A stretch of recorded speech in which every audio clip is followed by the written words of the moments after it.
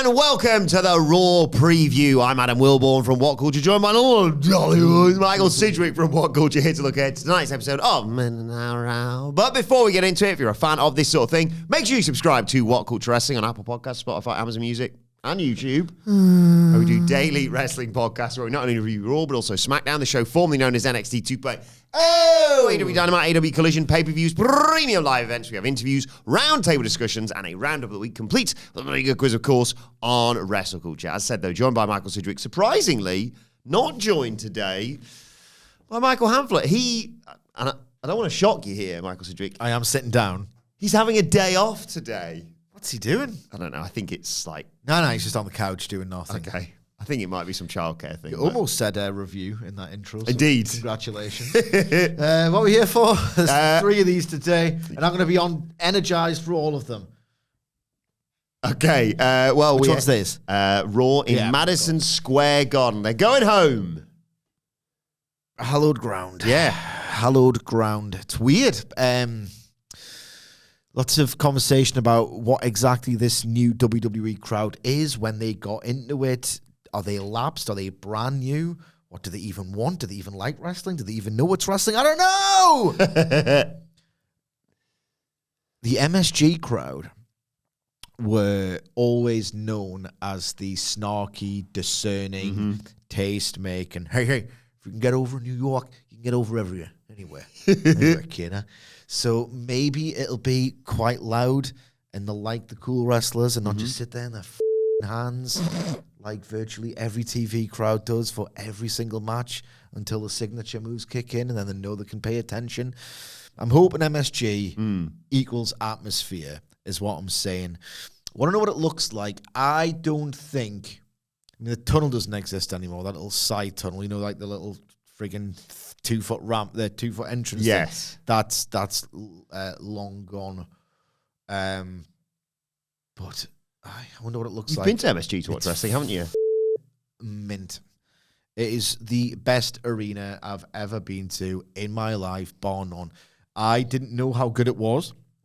I just assumed its legacy and its reputation was well earned because, like, the best location in the world, like right in Manhattan, you know, like this sort of, it's like it's in terms of wrestling, it's from the moneyed territory.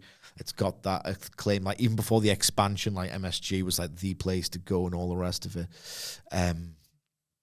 Like San Martino is one of the biggest draws of all time. So I got the actual history and the cultural heritage attached to Madison Square Garden. What I didn't know, and maybe I should have like, because it's always looked nice from the inside. It looked distinctly MSG when you would watch like WrestleMania 10 and SummerSlam 98 and all the rest of it. It is the absolute best. We had a total contrast in experiences. We were lucky enough to do WrestleMania weekend, or in my case, an abbreviated version of it in 2019.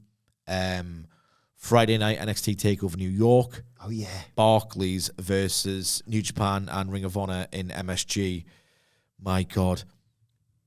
The seats we had for Barclays, I thought I was going to die. Yeah, me I too. thought I was so tired, so jet-lagged, that if I'd taken one wrong step, my God, it was just so disorienting and just an unpleasant, because, I mean, they've tried to use less land to do it. MSG was like...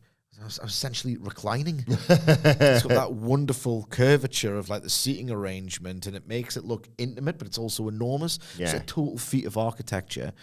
Yeah, that's my MSG memory. That's my MSG take. Big things on tonight's show. At that show. It was a fun show, right? Because I've got, in a weird way, almost my perfect show, because I was loving New Japan still at the time, right? And I'm predominantly a fan of 2 things in all wrestling. When it's amazing and when it's rubbish and I can bury it. I told you, I hate solid, hate all that, right?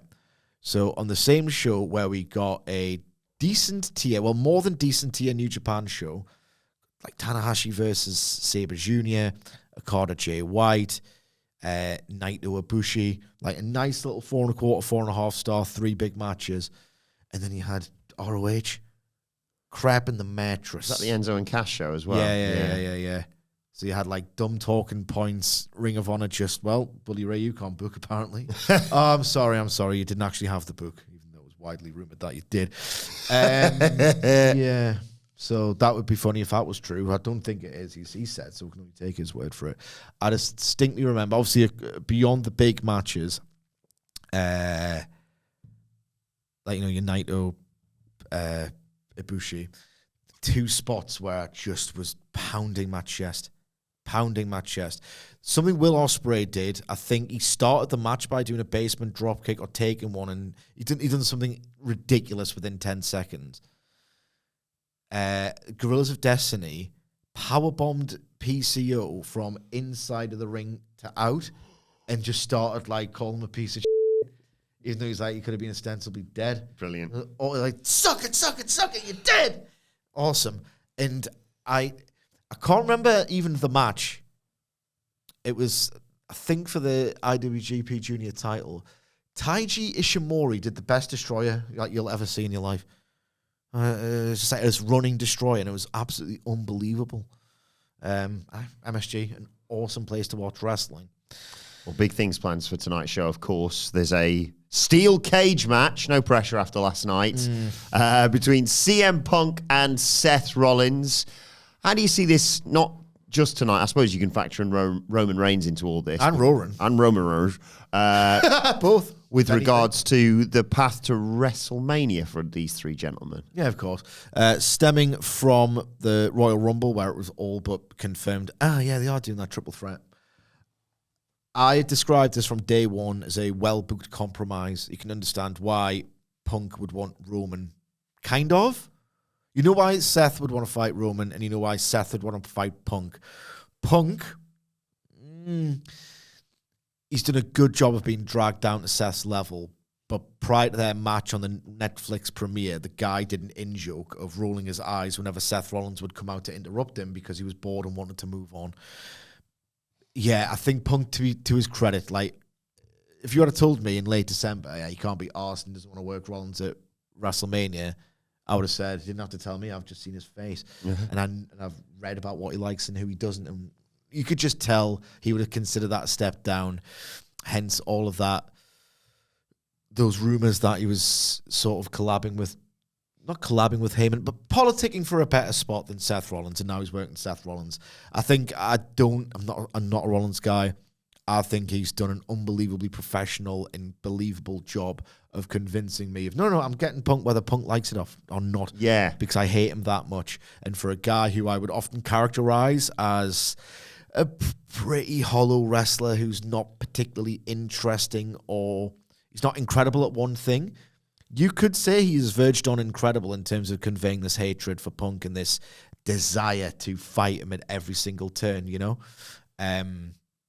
So I do expect Roman to return. Looking forward to how they build the Punk Roman part of that. Yeah. I was just thinking that because you've got Roman hates Seth, obviously. Yes. You've got Seth hates Punk and Punk hates Seth. Yeah. But the Roman Punk thing arguably has only been, I'll do this for a favor, and we don't really know what the favor is going to be or how it's going to be utilized yet. But they teamed together, obviously, at Survivor Series. So they needed, just to refresh my memory, you're the OTJ. Thank you. And you're a Bloodline stan. The Ginger Eye Beast, as I like to call you. Indeed. Yeah, for that. I'd rather not. So, the Bloodline, everyone hates Roman because he's the tree.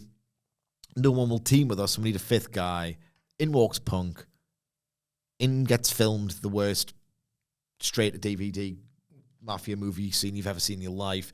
And then, albeit with a favor from Paul Heyman, Punk decides to team with the Bloodline in Survivor Series, and then that's pretty much it until Royal Rumble. Yes, I think so. Yeah, he saves Roman in the match. There's that show of respect at the end, but he does remind Paul Heyman, I'm going to call that favor in at some point. Yeah. So whether that factors into this, I saw people saying, well, he should use his favor to make this the main event of Night 1 of WrestleMania. How's that work? I don't know. How does a favor to Paul Heyman mean ipso facto main event? Yeah, and another problem with this potentially being the main event is that if this was just like, I don't know, the opener, it'd be wild to see Roman in that spot. It would add to the stakes and the gravity of the drama of the story that they're telling, is that these 3 wrestlers cost themselves between each other the main event of WrestleMania, it would be such a terrible storytelling decision if they just main evented night one. It would just underscore that too much of this WrestleMania build has been a complete compromise, and it would be nonsensical. Yeah, I was thinking what they could do to, like you say, I mean, it's, 3 huge stars, obviously, but you've got numerous title matches that could and should main event, in my opinion, alongside, obviously, Cody Cena's Night 2's main event nailed on, obviously. And I was thinking, do they do something as wild as, like, all right, if you win this match, because people have said, like, oh, you should do, the winner of this match gets added to Night 2. Don't do that. The winner of this match gets, some sort of reward. And I was thinking, do they do it as something as wild as, like, the winner of this match gets a title shot at SummerSlam, for example? Because that's obviously 2 nights as well. Yeah, and that's the next time Roman's going to turn up. Yes, probably. On the basis of his 2020. He does like the Saudi show, doesn't he? Yeah. He does like one of those. So, right, I expect Roman to interfere. I'm interested to see how they convince me that there's any actual conflict between Punk and Roman. Maybe Roman costs Punk Seth to try and engineer that conflict, because that's the one layer that's missing, as we've just said. In terms of the actual match quality, forget Ospreay, Fletcher. Yes. It's simply not going to touch it in terms of Wait a second. action. You said they're not going to do a Spanish fly off the top? Yeah. No, I don't think so. I don't think so. There might be blood. Yeah. There might be blood. That's not like it's a bad sequel idea, isn't it? Yeah, there might be blood. There might be blood. Given that, there was blood at Bad Blood. Did they do blood in Kevin and Sammy? No, they were saving that obviously for Cody and the Cena beatdown, I think. So they did that, yeah. So they like a bit of blood, packet or otherwise. Gives a gush, yeah? Come on. It's New York. It's MSG. I audibly went, ugh, when Carl Fletcher licked the blood off the cage last night, by the way. Yeah. But yeah. It's all good stuff. Oh, yeah. I'd like some blood. What I would not like, and this is a challenge, is given the events of last week, right? And this probably will happen, and I probably will get pissed off, and you might think, hey, you're miserable. It was described on Twitter as the Peter Griffin versus the chicken. Yes. They couldn't stop fighting. They never wanted to stop fighting. They had to be broken up from fighting by security as the little runner. Neither one of them can escape this cage or even do one attempt to escape it. Oh, yeah, in terms of running away. Yeah. Can't run away. The act of climbing when there's a door right there. All of which is to say that it's a WWE cage match. Even the good ones, of which in my opinion there are very few, even the good ones are good in spite of themselves. Now, CM Punk is CM Punk. He is, this firebrand.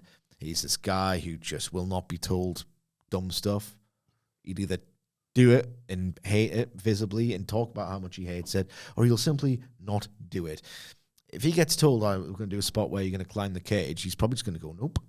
I would expect him to do that. So maybe I'm being too cynical. Yeah. But the way these two have worked are not against each other, but obviously in Hell in a Cell, both of them had standout performances there with, like you say, bleeding and torturing their opponents when Cody was in there with Seth. That's a good point, actually. I was going to be completely cynical and forget that Seth Rollins has got previous and excellent Hell in a Cell matches.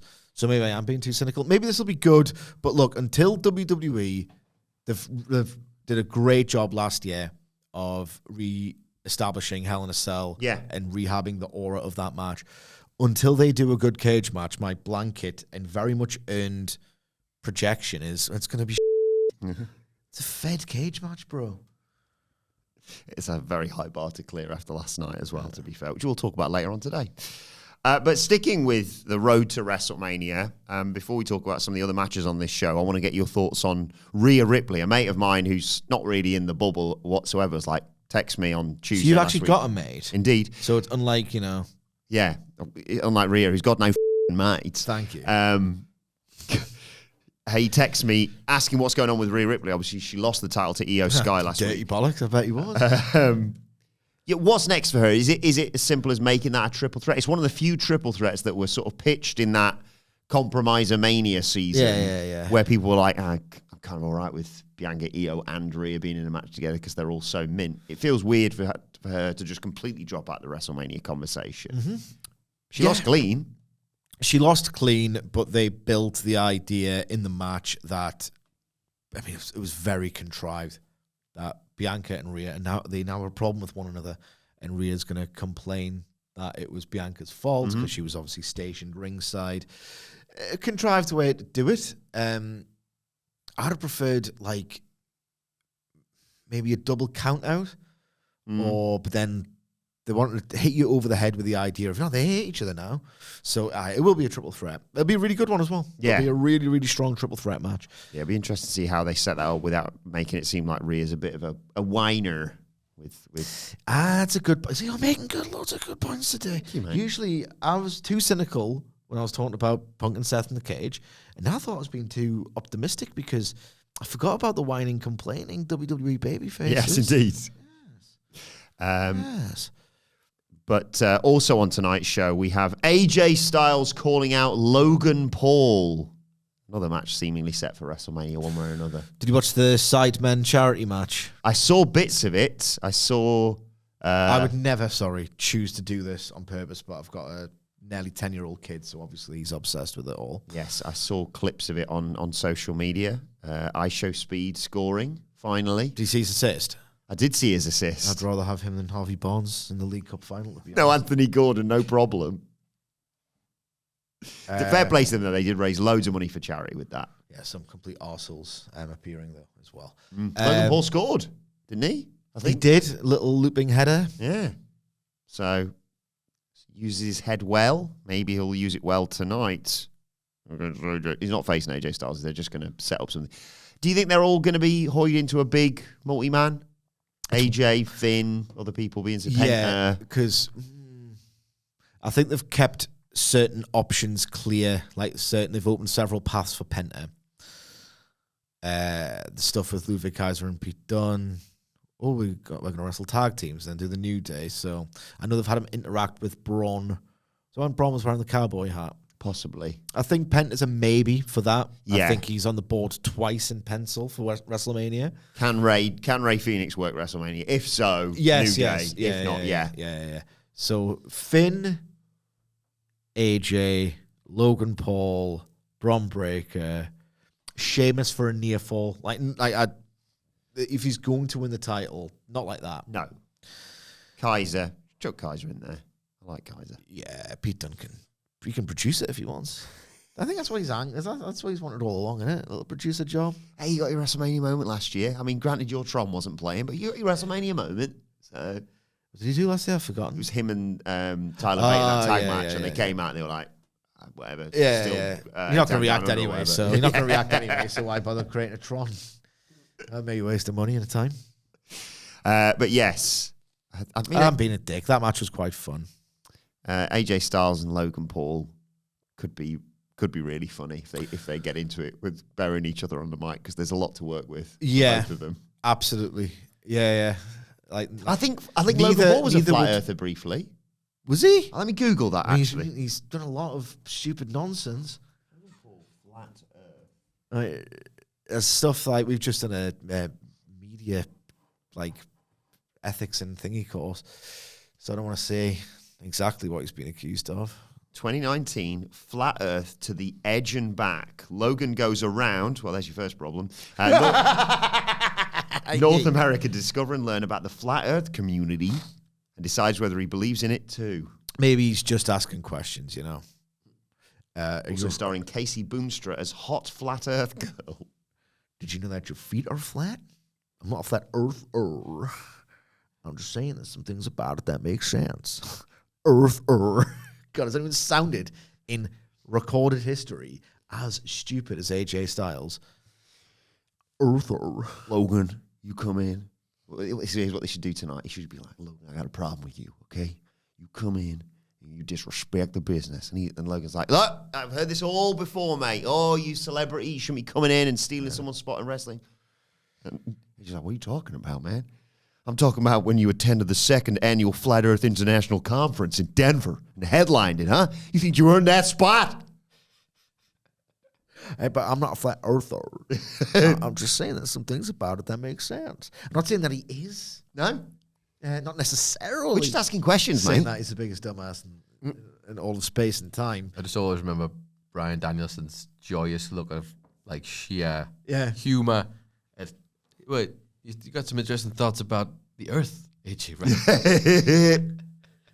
It's the glee on his face goes, it's a sphere. Yeah. It's a sphere. I don't know, do you want to talk about how your feet are flat? I consider myself a man of truth, someone who hates being ignorant. I guess I'm not ashamed to say my name is Logan Paul, and I think I'm coming out of the flat earth closet, he said at the conference, apparently. Moron. I think it was a troll from the previous version of Logan Paul, let's say, who did things a lot worse than that sort of thing. But, yeah, they could have fun with it. Like Logan Paul slagging off AJ Styles' hair or whatever will be funny. And Logan Paul is just someone everyone wants to chin, really, isn't it? So. Yeah, there could be a good spot if they do the multi-man at Mania. Sorry, too many M's. Oh, you know what alliteration is. Okay, I've already sworn quite a bit, so I will not do it again. His buckshot into a Bron Breakker spear. Ooh. Like, they could do at the start of the match, everyone just kills Logan Paul. Yeah. And then he comes into it, and he starts getting cocky. I'm going to win this after all that happened at the start. Comes in, buckshot, spear, combo, done.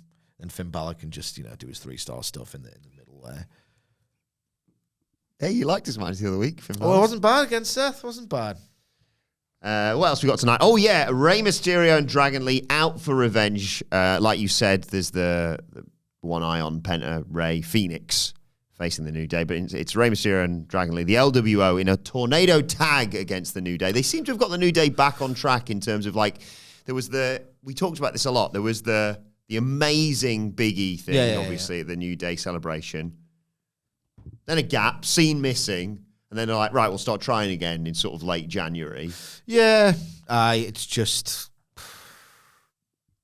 It's as much as they don't want to be it, and they say things like, what was Levesque's latest description of the Fed was, we are a movie about sport.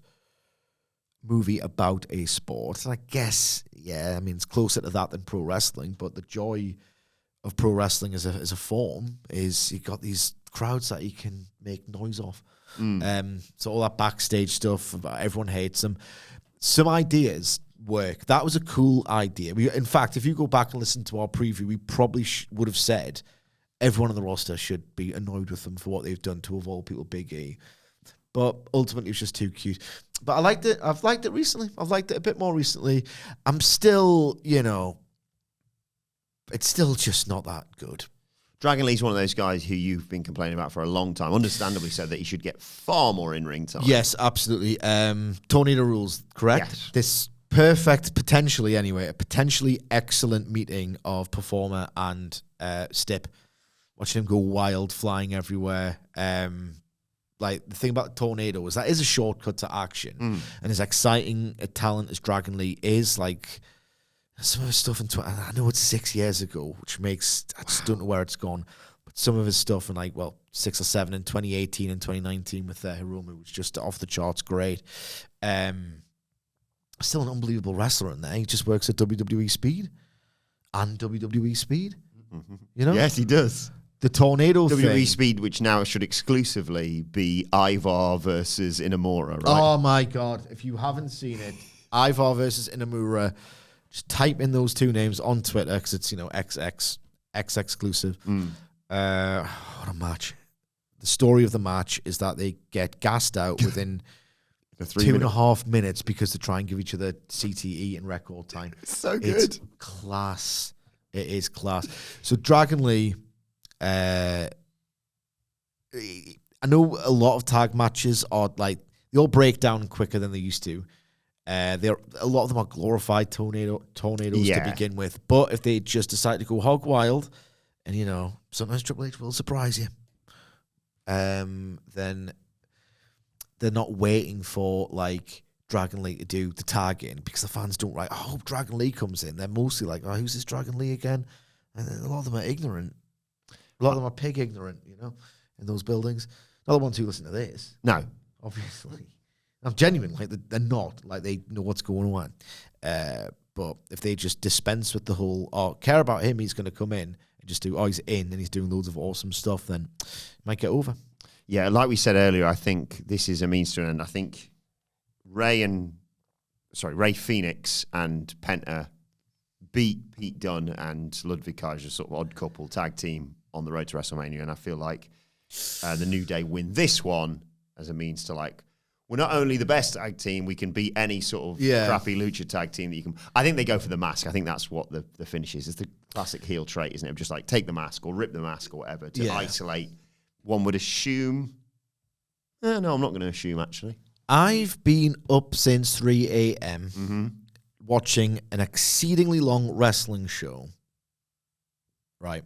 So I'm foggy in the heat. Phoenix is free to go now, isn't he? Yes, I'm fairly certain he's just a free agent. MSG has got debut law out the ace. Who's debuted in MSG off the top of my head? Scott Steiner, Survivor Series 2002. Rocky Maivia. Yep. That's Blue Chipper right there. Blue Chipper, Rocky Maivia. 96, Scott Steiner, 2002.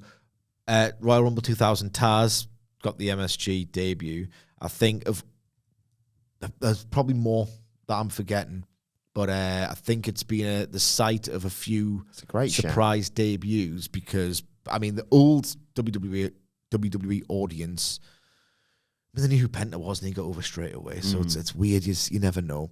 But they used to rely and lean on the MSG crowd to go, you'll probably have an idea of who these people are, or you'll make a reaction for them either way if you don't. So Phoenix could join that club. What was I going to say? Oh, I remember now. You just mentioned time passing. I had a moment over the weekend with some uni mates of mine. We've been, everyone obviously has been invited back for this big anniversary thing for the Theatre and Performance Studies department at Warwick Uni. And when someone says something a bit like that there with Dragon Lee, it's been how long since we've seen him sort of regularly? 6 years, you say? What, being good? Being consistently in ring, awesome. No, it's probably nice. Glimpses, obviously. Yeah, he's been doing nothing for about 18 months. Yeah. One of my friends just put in our WhatsApp group, more time has passed since we started university than being born and us 4 meeting at university. Yeah. That really hit me hard, I got to tell you right now. Yeah. Do you think I should go to the reunion of all of our theatre colleagues? It'd be funny to be there, going along the line now. Some of them are working in theatres across the country, etc. Yeah. What do you do now? Well, let me tell you. Do you like wrestling? No. Well, this will mean nothing to you then. This will mean nothing to you, yeah. Would I go to mine? Yeah, I was going to ask you. Oh, no. I keep in contact with the people I want to keep in contact with. With one exception. I haven't spoken to Jack enough recently. Sorry about that, Jack. Time goes by. Philosophically, yeah. I say. I wouldn't. There's a reason why I've not kept in touch with about 95% of the people I used to be in regular sort of contact with, or I just know their faces and acquaintances. And 100 acquaintances, 8 friends, true friends. I keep in contact with the 8 friends. I would not go. I'm intrigued. I might go. I think there's one person, and I'm not going to say who it is, that you know of that went to uni and did theatre with me that I sense probably won't be there, but that's probably different reasons. I'm a well-wisher of people who... I'm a well-wisher. Yeah, they've got this big thing and they've got talks, and I'm like, why haven't you asked me? So maybe I'll show up, maybe not, maybe I'll crash it. That would be very on brand for you. The bad boy of the theatre department. Or screw that up.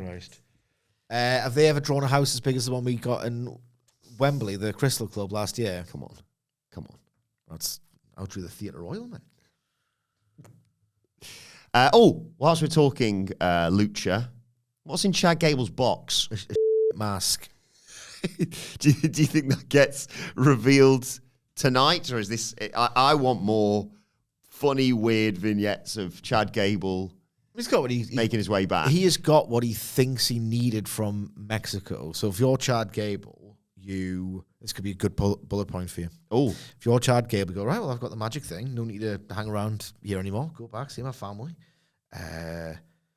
get the mask on, get imbued with the power of the secret to beating luchadors, wear it proudly on Monday Night Raw, arrogantly, with a bit of hubris, and that never leads to a downfall, does it? Yeah. And then he comes out, and he says, I have the secret. I have the secret to beating luchadors. Give me the best luchador you have. And then Fenix comes out, kicks his ass. Oh, yeah, that could be the way to do it tonight. Yeah, he paid a mysterious figure at the Los Hermanos meat market last week. Sorry. Nice bit of symmetry, because who called out Taz? Yes. For the 2000 Rumble. Of course. And Chad's basically Kurt Angle. So that would be another mirror they have. Rey Fenix will get 2 over and get buried by Triple H. Yeah. Different time. Probably wouldn't. Yes, Probably wouldn't. Gable now wields power beyond his understanding, according to this mysterious figure last week. Wonderful. Absolutely wonderful. I just want to hear Chad Gable talk all the time. You just want to watch some films, don't you? You want more cinematic vignettes in Mexico. You want more NXT. I love it. Just love films, don't you? Just love sports films particularly. Movies about sport. Yeah, that's my main focus. You ever tried actual films? Yeah, why don't you watch Any Given Sunday? Not if I have seen that as class, to be fair. The speech. Oh my God. The Al Pacino speech. I remember that. Yeah. Why do I feel like you've seen the speech on Twitter, but he hasn't actually seen Yeah. Yeah, some other American football stuff happens, doesn't it? What's your favourite scene? I'll look past the screen. yeah. That or when they play football. On which day? The big game. In the Sunday game, obviously. Yeah. What's some of the great sports films? Moneyball's good. Moneyball, I like Moneyball. I watched This Is the End again over the weekend. I love that film. That's not a sports film, but it has Jonah Hill and he references Moneyball in it. It's weird. I can watch sport films about American football, but I have no interest in watching American football. Yeah, I'm probably the same with baseball. Like, I'm fascinated by Moneyball, but it's like, do you want to go to a baseball game? I'm good. Ah, you should go to a baseball game. I'm good. Yeah. When was the last time I watched a great film about sport? Don't know. Never seen Field of Dreams. No, I mean, it always seems a little bit schmaltzy. Maybe I'm wrong. The tagline makes me interested, but I don't know. If I watch it, I'll come. That sounds good. Got plenty of films that'll maybe do that. Thank you very much. When I was young, I used to love the Mighty Ducks. I assume I'm way too old for that now. Quack, quack, quack, quack. White Men Don't Jump. Yeah, I'm not. The Wrestler, obviously, that doesn't. Yeah, I'm just Googling here. What else we got? Iron Claw. I've still not watched the Iron Claw, you know. I made it to Nick Nemeth and thought I'm out. I just can't. It looked like Young Rock. I enjoyed it. That was it. A lot of people thought it was Oscar worthy, and those are people who were watching it because they like wrestling, and it was like, this is about the thing I like, so this is why I think it's goated, and it was good. It wasn't great though. It just looked like it was just giving Young Rock when I saw Nemeth, that guy who was playing Bruiser Brody. So I just gave up on it. Google knows me so well. It's suggesting things like Southpaw. I do want to still watch Southpaw, the Jake Gyllenhaal boxing one. What's your Rocky 4? Rocky or the Rocky? What's your one with Christian Bale and I need her and I need you and you and you. Your box Tom Hardy. Yeah, no. The boxing one with Mark Wahlberg. Is it just called The Fighter? Yeah, it's called The Fighter. That's class. What's Warrior? Is that good? That's Tom Hardy, isn't it? I think so. It was Harry. I think so. Foxcatcher. That's great. I watched Foxcatcher. That's really good. Never got around with Foxcatcher. Good. But Google is saying, it says like, popular sports films, critically acclaimed sports films. For you, basketball. Yes. Basketball. I am not a piece of shit. Obviously, we're forgetting the best sport film of all time, which is obviously Goal. Oh, okay. You know. I thought you were going to say Dodgeball. Spoiler, it is not the best of all time. I've never seen Goal. But people who live in this area will tell you that it I've is. seen Goal and Goal 2, and I'm excited to see Goal 3 because the money ran out, basically. It was like, whoa, we'll film at Newcastle United. Whoa, we'll film at, I think, Real Madrid. This is kind of meant to be the World Cup one, and the money's run out, so... Steve McManaman is class in Goal 2. There's an acting masterclass in there. Leave it, Santi, he's not worth it. Careful, Steve. That's It's nomination worthy, that is right there. Dodgeball. Yeah, that's the best one. I love dodgeball. Anyway, what were we talking about? Oh, yeah, wrestling. There's a wrestling... Blood sport. It's about MMA. Blood sport. Same a day. Nice class. Jey Uso versus Grayson Bloody Waller tonight. I mean, well, I tell you what. Gunther promised Jey and his fandom 10 weeks of hell. Mm-hmm. Sounds like a circle of hell to me, this. Jey Uso versus Grayson Waller. Well, I mean, what are we doing here? I know what we're doing. We're giving Jey Uso a win. If that happens... Thank you for being fair and consistent. Say the whole thing. If that happens at WrestleMania, then Jey Uso leaves as the World Heavyweight Champion. Thank you. It's about friggin' time. Yeah, Jey Uso's going to win. I expect it to be mediocre. I think Austin Theory tries to get involved and maybe accidentally cost Grayson Waller because they're going to keep doing that story. Maybe there's a... That's still been going on forever. I'll tell you what. If that MSG crowd has still got a bit of MSG in them, you know, I would give Grayson Waller a mic. Yeah. You're meant to be the best wrestling fans in the world.